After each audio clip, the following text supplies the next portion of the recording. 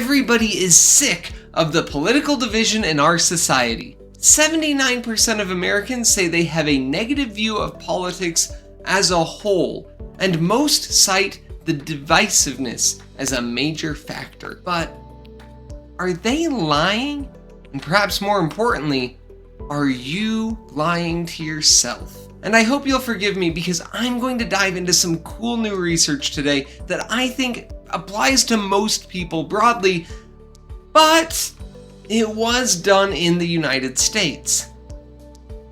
I'm sorry, but when it comes to research, sometimes we get a little bit caught up in thinking we're the center of the universe.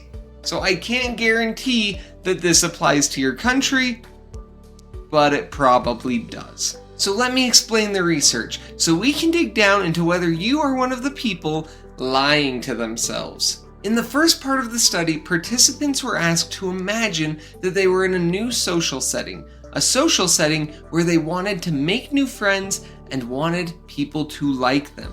Go ahead and imagine that right now for a second.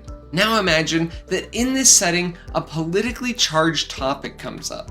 We'll say immigration policy. Do you think it would be better to take an extreme, one-sided stance on the issue, or to state your opinion openly while acknowledging that it's a complicated issue and there might be valid points to discuss on both sides? Which would you choose? In the study, almost everyone said they would take a more moderate approach. Makes sense. State what you believe, but be chill about it. You're in a new place with new people. Obviously, that's the safer answer for making friends. But in the second part of the study, they presented the participants with a fictional person and asked them to rate this person based on likability, using factors like warmth, competence, or how interested they would be in meeting this person. Across the board, people with more nuanced, moderate opinions were rated as less likable. Turns out, most people secretly love extremists, which shouldn't be as surprising as it was to me, but it still makes me kinda sad. For example, if you're looking at immigration policy and you have a far left stance on it, of course, you're going to like other people with a far left stance the most. Makes sense. But you're going to find people with a left-leaning but more nuanced stance as less likable. Still makes pretty good sense, but surely you would like someone with a right-leaning but nuanced...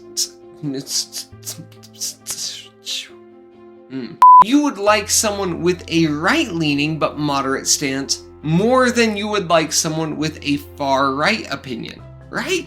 Not necessarily, according to the research. Even on the other side of the spectrum, we view moderate, nuanced views as less likable. The researchers themselves said it well when they said people pay a social price for expressing nuanced opinions. Because not only does the other side not like you, but your own side also doesn't like you.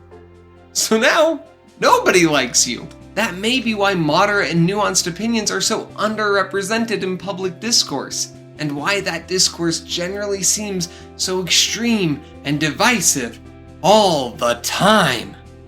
This has been somewhat of an issue for me personally and for my channel because I am all about nuance, and sometimes people really don't like it. Some of the comments. But there is some good news. There was one group of people who were slightly more tolerant of those with nuanced opinions, and that is other nuanced people. So if you've been listening to this and thinking, oh no, I'm a nuanced person and nobody's gonna like me. Well, I'll like you. You've found your people. Hit that subscribe button and join us for some reasonable, non-judgmental nuance, not just about politics, but about everything. Bring your other non-extremist friends, and together, we can make the world a better place.